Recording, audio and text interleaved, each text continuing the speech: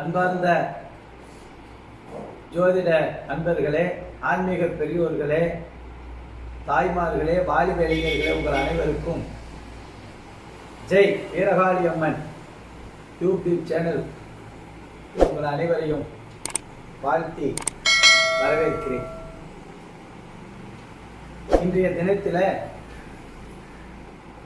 வீட்டிலே இருக்கக்கூடிய துஷ்ட சக்தி, தீய சக்தி, தீய சக்தியுடைய பார்வை தன் கட்டியிருக்கக்கூடிய மனையிலே விழாதவாறு தடுக்கக்கூடிய ஆகாச கருடக்கிழங்கு, அந்த ஆகாச கருடக்கிழங்குடைய மகிமையை பற்றி இந்த வீடியோவில் இன்று பதிவிடுகிறேன். நீங்கள் அறிந்திருக்கலாம், இந்த கிழங்கை பற்றி அறியாமல் இருக்கலாம். அறியாதவர்களுக்கு தெரிந்து கொள்ள வேண்டும் என்பதற்காகவே இந்த பதிவு. இந்த ஆகாச கருட கிழங்குடைய மகிமை என்ன அப்படின்னு சொன்னீங்கன்னா, ஒரு வீட்டினுடைய அமைப்புகள் ஒரு தீய சக்தி பார்வை எப்பயுமே ஒரு வீட்டில் தலவாசல் இருக்கிறது என்று சொன்னால் அதற்கு நேராக புறவாசல் அல்லது நேராக ஜன்னல் இருக்க வேண்டும். அந்த காலத்தில் அக்ரஹாரம் என்று சொல்லக்கூடிய வீடுகள் பார்த்தால் இந்த வாசலை திறந்த உடனே நேராக புறவாசல் இருக்கும்.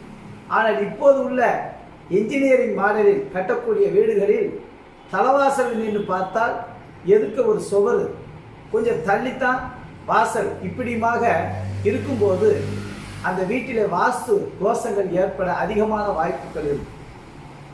எப்போதுமே வாய்வெளி சாப்பிட்டு மலம் கழிக்க பிராணவை படைத்த மாதிரி உள்ள வரக்கூடிய அசுத்தம் வெளியேறுவதற்கு உண்டான ஒரு நேர் ஜன்னல் இல்லாவிடில் அந்த அசுத்தமானது வீட்டுக்குள்ளே சுத்த ஆரம்பித்து விட்டால் அந்த வீட்டிலே அனைவரும் குடியிருக்கக்கூடிய சூழ்நிலை இல்லாது நோய் நொடி, நொம்பலம், சஞ்சலம், துன்பம், துயரம், கண்ணீர், நாவேர் இத்தனைக்கு பாத்தியப்பட்டு சங்கடப்படக்கூடிய சூழ்நிலைகளை உருவாக்கும். அந்த நிலையிலிருந்து விடுபடுவதற்கு வாஸ்து தோஷங்கள் இருந்தால் சரி ஆவதற்கு, அதே மாதிரி தீய சக்தியினுடைய பார்வை விழுந்தாலும் அது வெளியேறுவதற்கு உண்டான வழியைத்தான் இந்த ஆகாச கருடக்கிழங்கை நாம் பயன்படுத்துகிறோம். இந்த கிழங்கை எப்படி பயன்படுத்துவது என்று சொன்னால், இந்த கிழங்கை நல்லாக மஞ்சளை தடவி தலவாசலில் நாம் கட்டி தொங்கவிட வேண்டும். தலவாசலில் கட்டி தொங்கவிடும் போது அதனுடைய நிழலானது கீழே ஒரு கருடன் பறப்பது போல் தோன்றும்.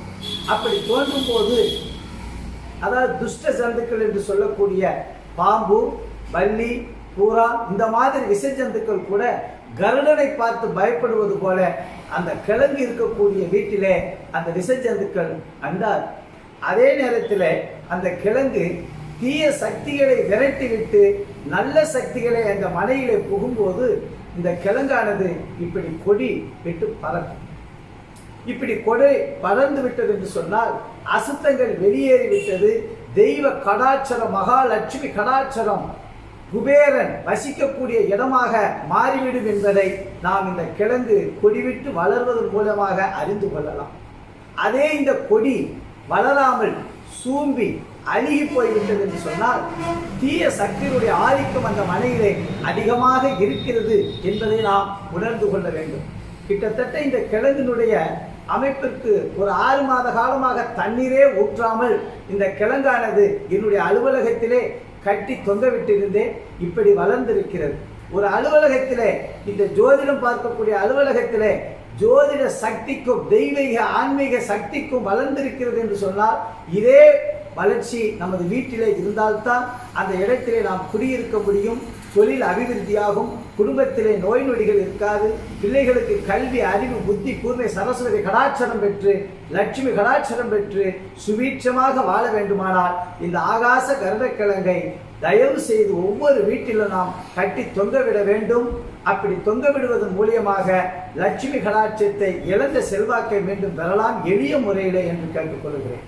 அதே நேரத்தில் இந்த ஆகாச கிழங்கு உங்களுக்கு கிடைக்கவில்லை என்று சொன்னால் எனது செல் நம்பருக்கு தொடர்பு கொள்ளுங்கள்.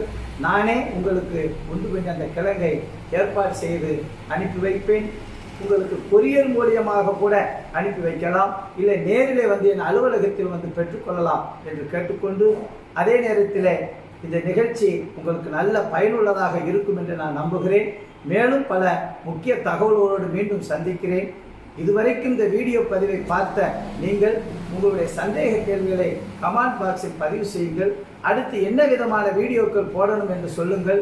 அதே நேரத்திலே இதுவரைக்கும் பார்த்த இந்த பக்த ஜோதிட ஆன்மீக பெரியோர்கள் இந்த சேனலை சப்ஸ்கிரைப் பண்ணுங்கள், ஃபாலோ பண்ணுங்கள், ஷேர் பண்ணுங்கள்.